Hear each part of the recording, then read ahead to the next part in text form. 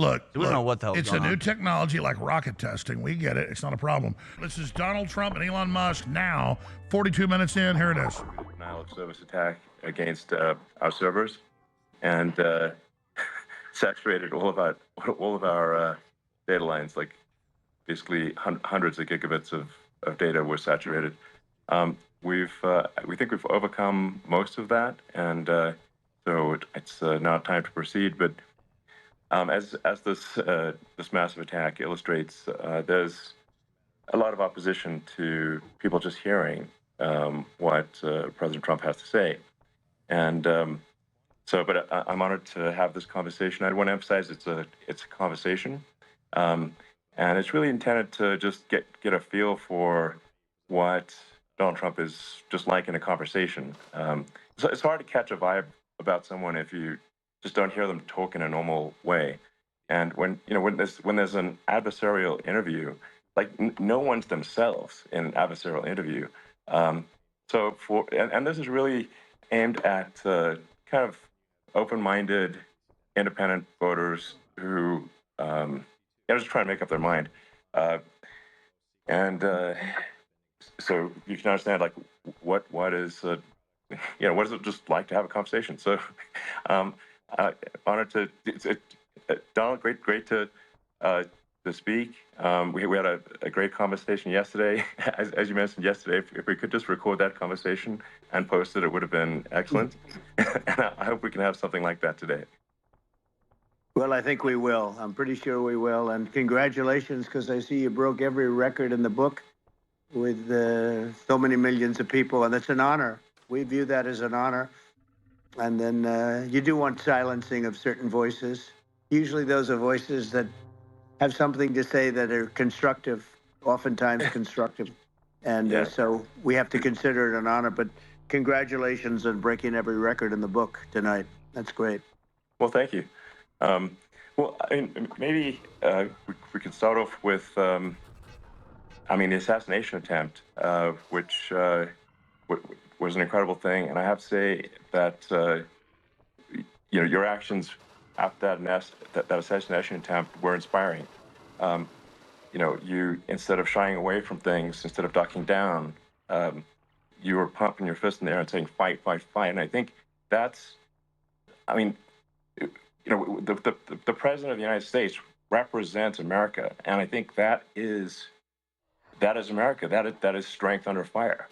And so that's, a big, part of the reason why I was excited to endorse you as the president of the United States for having another term here is that was just incredibly inspiring. But I mean, what was it like for you? Not pleasant. I have to be honest. I said there was blood. I had more blood. I didn't know I had that much blood. The doctors later told me that the ear is a place that is a very bloody place if you're going to get hit. But in this case, it was probably the best alternative you could even think about because it went at the right angle. And, it was a hard hit. It was very, I guess you would say surreal, but it wasn't surreal. I was telling somebody you have instances like this or like a lot less than this where you feel it's a surreal situation. And I never felt that way. I knew immediately that it was a bullet. I knew immediately that it was at the ear. Yeah. And because it hit very hard, but hit the ear. And I also heard people shout, bullets, bullets, get down, because I moved down pretty nicely, pretty quickly. And we had bullets flying right over my head after I went down. So I'm glad I went down. The bigger miracle was that I was looking in the exact direction of the shooter. And so it hit me at an angle that was far less destructive than any other angle. So that was the miracle. That was for those people that don't believe in God. I think we got to all start thinking about that. You have to, I'm a believer now. I'm more of a believer, I think, and a lot of people have said that to me. A lot of great people have said that to me, actually. But it was amazing that I happened to be turned just at that perfect angle, and all because I put down a chart on immigration that showed that the numbers were so great. I love that chart even I mean, more maybe now. it's a than sign. Maybe that's a sign, you know. It's an immigration sign. You highlighted a serious issue, and Yeah. at that moment, That's right. the bullet missed your, you know, hit your ear, but you know, missed your head. I mean, Well, the amazing thing is that the sign, I said, bring down that sign on immigration. And it was literally about an eighth of a second where it would be good. And after that, it was going to be a disaster, no matter which way you were facing.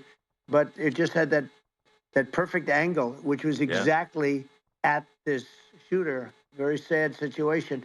Such a sad situation. As you know, we lost somebody that was great, Corey, who a firefighter, a great gentleman, a great Trumper.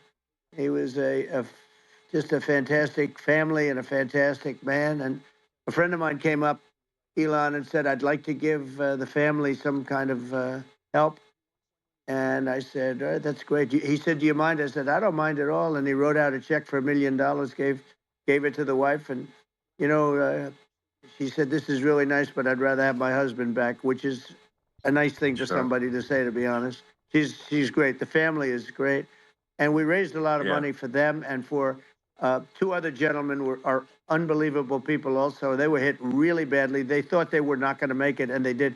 The doctors in the Butler area, I tell you, they were incredible. They saved the two, and they were really hit tough, both of them, equally. And we thought, my first question was because I heard bullets flying over me. And I said, how many people were killed? Because we had a massive crowd there, a tremendous, thousands and thousands of people. And there was no land. I mean, it was all people. So I said, how many people have been killed? Because I knew there were other shots being fired. And they said, we don't know yet, but some people have been badly hurt.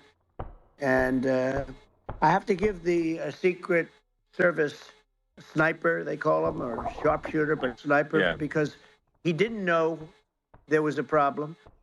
He's an extraordinary shot, obviously, and he didn't know there was a problem. And he was able to pick it all out within 5 seconds. And he used one bullet from very far away, I guess probably about 400 yards. The shooter was 130, but he was on the opposite side of the field and the podium. And he saw the smoke and the flame from the gun, immediately recognized it, and immediately took a shot. And it was one perfect shot from very far away. And if he didn't do that, Elon, he would have. I mean, if he would have, a lot more people could have been badly hurt and killed. So I have to take my hat off to him, because that's also a surreal. You know, he's been with them for 23 years, and he's never had anything like this. And all of a sudden he has to act. And it's a very tough thing to act and to be shooting somebody. But he saw the gun, saw the smoke, saw the flame from the gun, very far away. Obviously has very good eyes. He's got very good vision, which I assume you have to have. I mean, look how close the shooter was. Go back to that video for TV viewers. He took aim very quickly. X doesn't have video. We're doing it at real shows. It was approximately 5 seconds. He's right freaking there. From long range, one bullet. Look at that. If that didn't happen, because the shooter had a lot of bullets. He had a lot of cartridges up there with him. So. And again, if you want a clear feed of Trump talking, go to X and do it. Argentina used to be one of the most prosperous countries in the world, I think in the 30s, 40s. And because of bad government policy, it ruined the country. And if you take Venezuela, for example, Venezuela should be incredibly prosperous. They have, phenomenal reserves of everything, oil, everything. And it should be prosperous, but if the government's wrong, it impoverishes the people. And so I think we should not be complacent in the United States and thinking that and taking our prosperity for granted, because if with bad government policy, we can run the country into the ground. And that's just something people should bear in mind. Don't take prosperity for granted. Well, think of education. So we're ranked at the bottom of every list of the top 40. We're ranked number 40, number 38.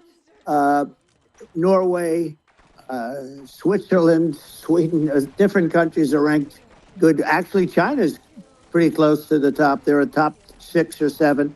But we're ranked at the bottom, almost at the bottom, 38, 39, 40. In other words, horrible.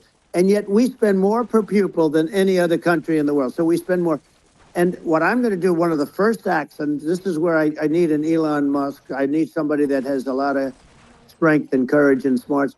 I want to close up Department of Education, move education back to the states, where states like Iowa, where states like Idaho, not every state will do great, because states that basically aren't doing good now. You look at Gavin Newsom, the governor of California. He's terrible. He does a terrible job. So he's not going to do great with education. But of the 50, I would bet that 35 would do great, and 15 of them, or 20 of them, will be as good as Norway. Norway is considered great. You can name them. I mean, they're so good. Some of these countries are so good. But if you go into some of these really well-run states, we have states that don't know what debt is. We have states that have low taxes, no debt, everybody working. They're really well-run.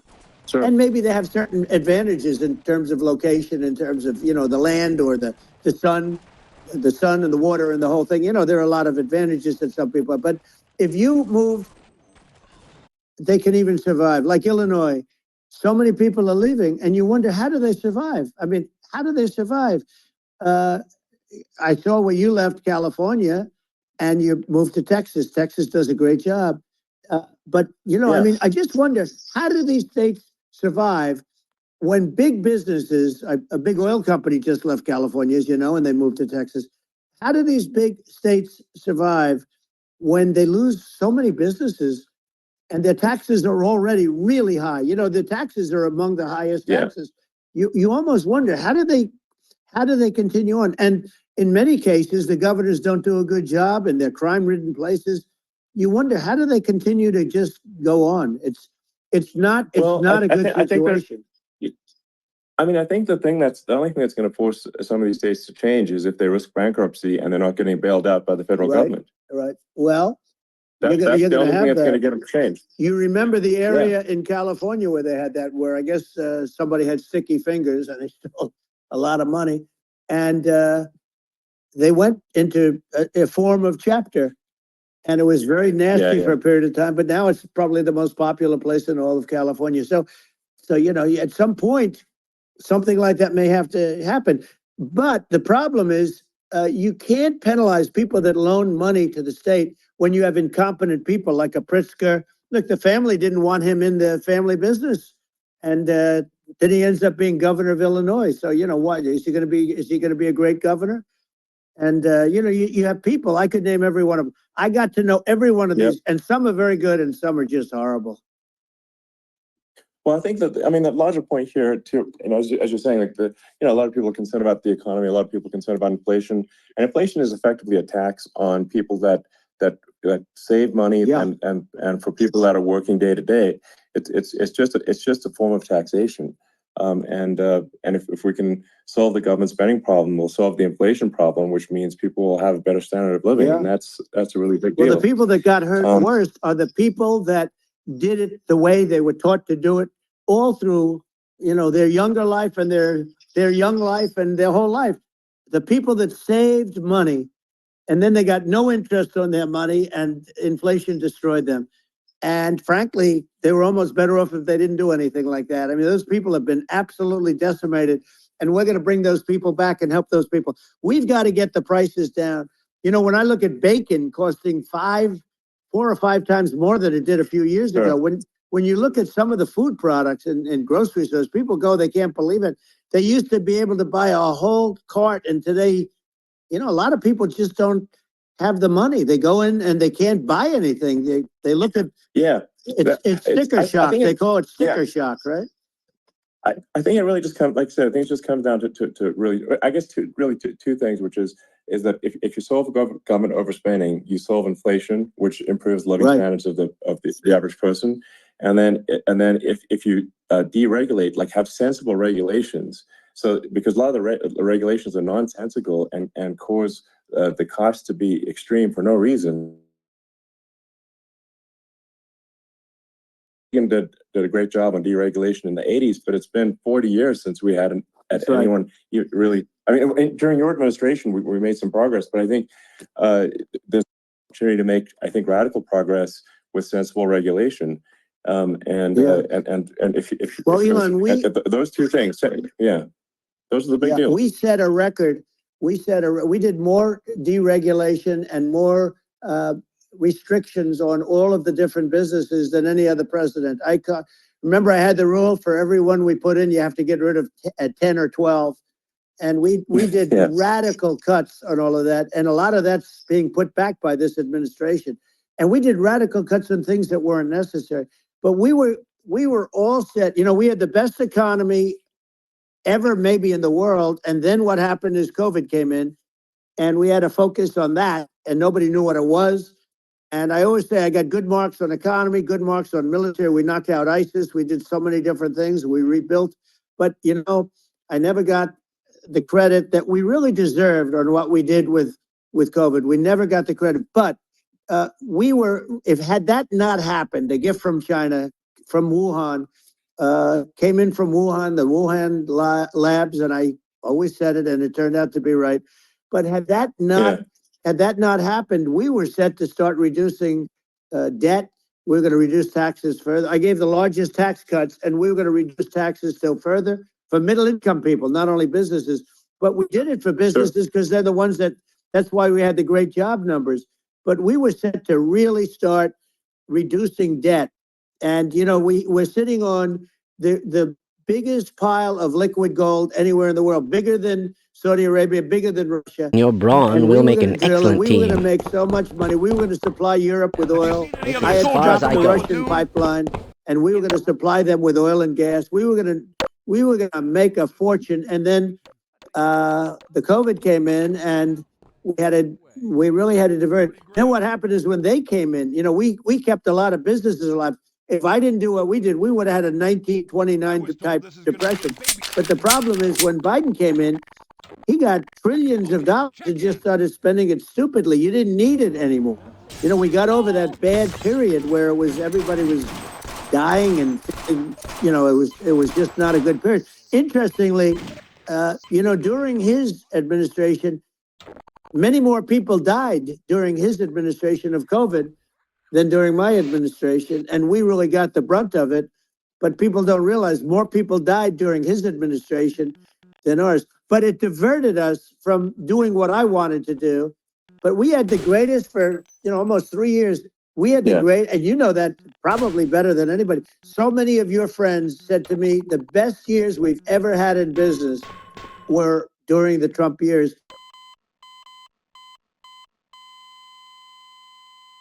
Hispanic American were so incredible. They were having the best Asian American diploma, young people that graduated from the best colleges, from MIT, from the Wharton School, from all of the great colleges, Harvard. They were doing better, and people without a diploma were doing better. And everybody was happy. And then COVID came, and we had the problem is they spent trillions and trillions of dollars. They wasted. They shouldn't have taken any money, and we wouldn't be having inflation right now, which is killing our country. Yeah.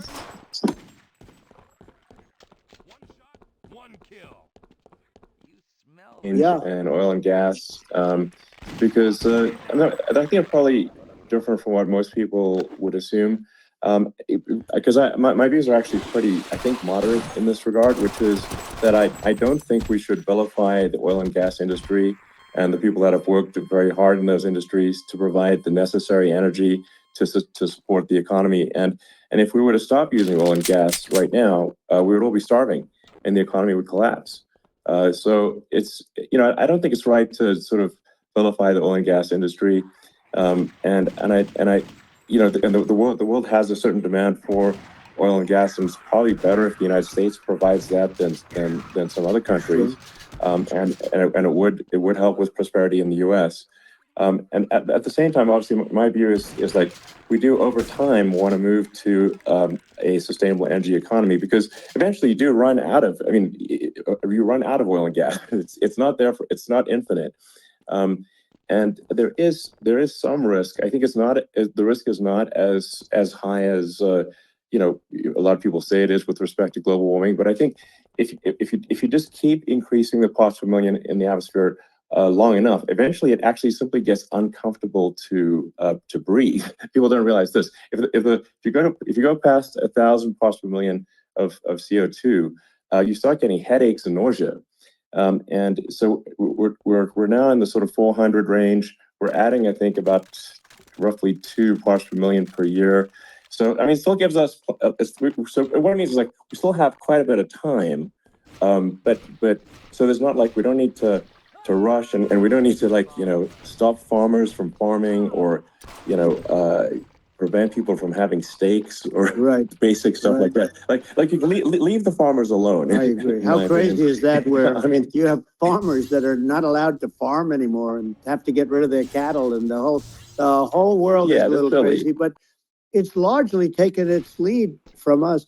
I do say though, I've heard in terms of the fossil fuel, because even to create your electric car and create the electricity needed for the electric car, fossil fuel is what really creates that at the generating plants. And, so you sort of can't get away from it at this moment. I mean, someday you might be able to, but I do hear we have anywhere from 100 to 500 years left. Much of it hasn't even been found yet. Yeah. But there are tremendous, like Anwar. I got Anwar in Alaska approved. Ronald Reagan couldn't do it. Nobody could do it. Everybody tried. Nobody could do it. I got it approved. The first thing that Biden did was unimprove it to get rid of it. He ended it. His secretary went in and she ended it. And what a disgrace. That's Anwar. That's bigger, or they think it could be bigger than Saudi Arabia in Alaska. Could be bigger than Saudi Arabia. But they went in and they terminated it. And I'll get it going very quickly, because not only is it big for Alaska, I mean, you talk about economic development, that for the United States, I mean, that is, they say bigger than Saudi Arabia or the same size, and pure, really good stuff. And, they end it. So I think we have, perhaps hundreds of years left. Nobody really knows. But during that time, something will come around that will be very good. Yeah. Well, I mean, and my estimate would be, a little more aggressive than that. But it's not the sort of like we're all going to die in 5 years stuff. That's obviously BS. But I mean, my view is like if you just look at sort of the parts per million that increments every year, you get sort of 2 or 3 parts per million every year of CO2. I mean, I think some of that it's problematic if it accelerates. If you start going from 2 or 3 to say 5, and then there may be some situations where you get just a step change increase in the CO2. And I think we don't want to get too close to 1,000 ppm, because like that's actually makes it uncomfortable to breathe. Like just existing in 1,000 ppm CO2 is uncomfortable. That's like that's considered like an industrial hazard, right? Just so it's that's actually, you start getting headaches and stuff. So it's even without global warming, it's not comfortable to live. So you don't want to get too close to that. But I mean, I think we want to just move over, and like, and if I don't know, 50 to 100 years from now, we're I don't know, mostly sustainable. I think that'll probably be okay.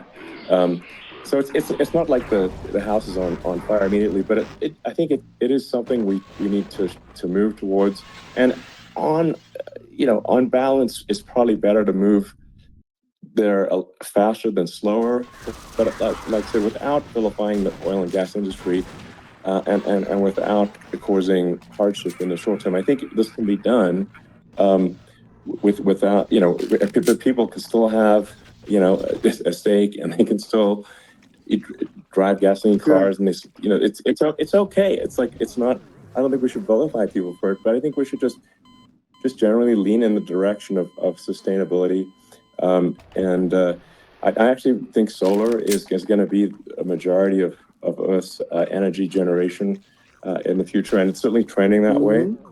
And so you get the solar power, combine that with batteries, so because obviously the sun doesn't shine at night, and then you use that to charge the electric cars, and you have a long-term sustainable solution. And that's what Tesla is trying to move things towards, and I think we've made a lot of progress in that regard.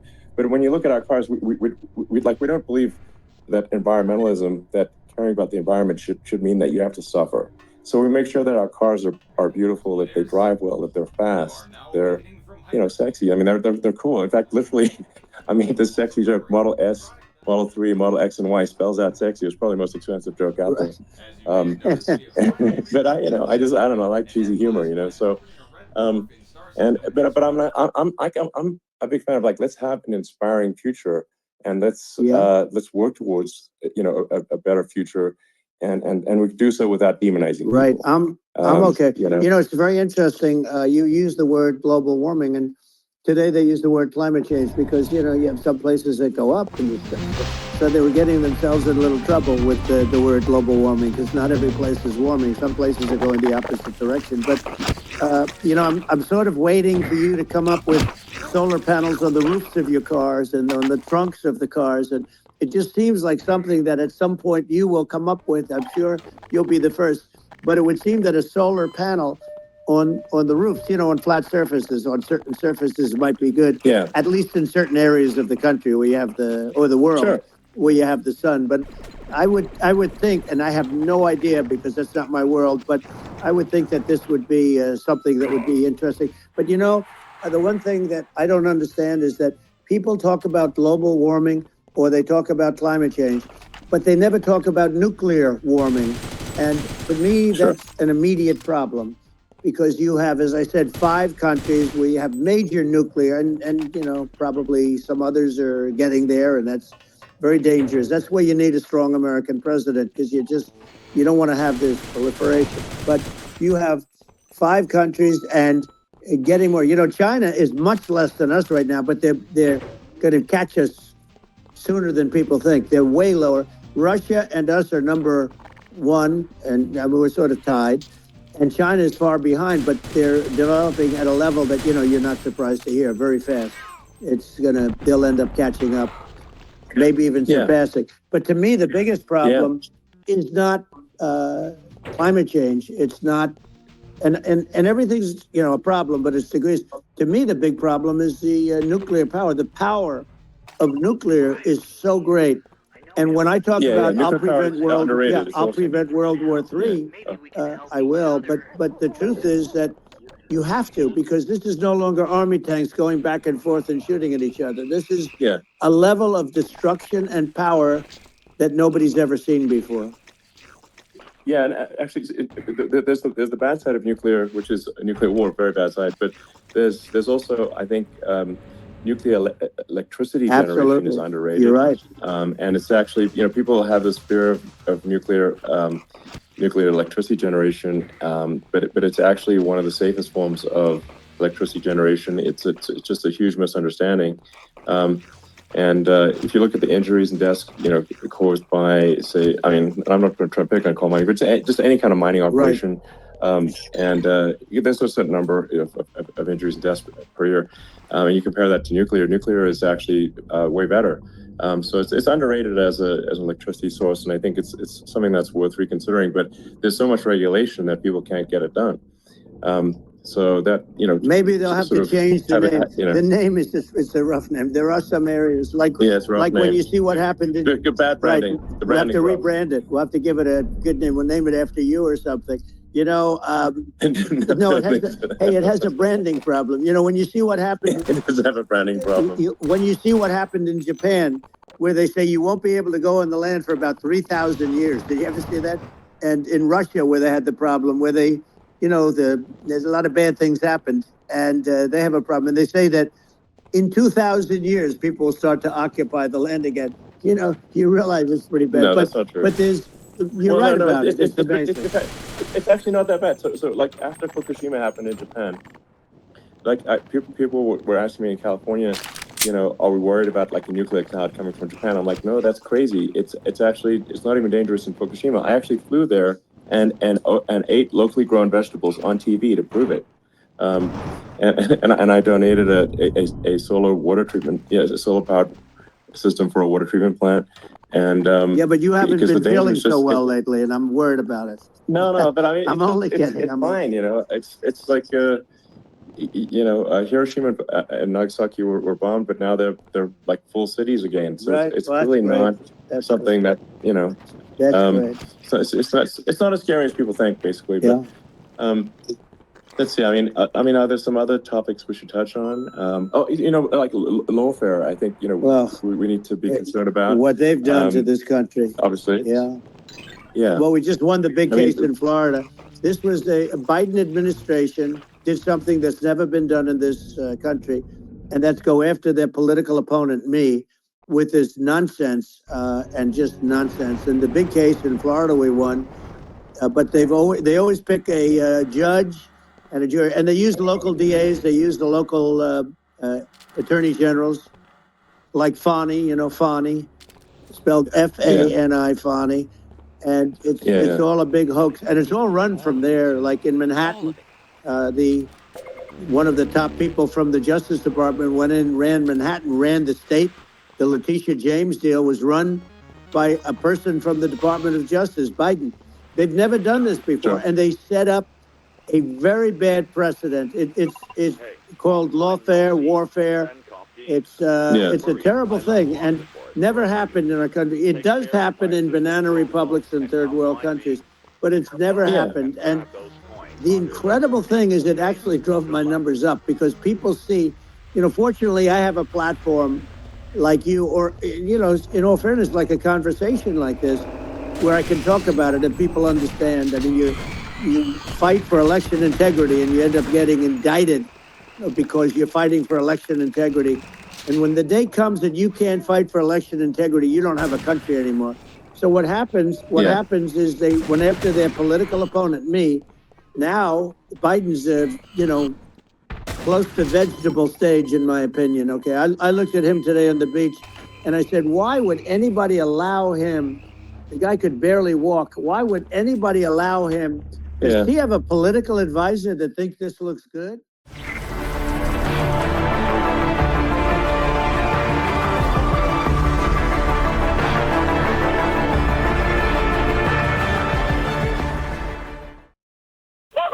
Mission accomplished.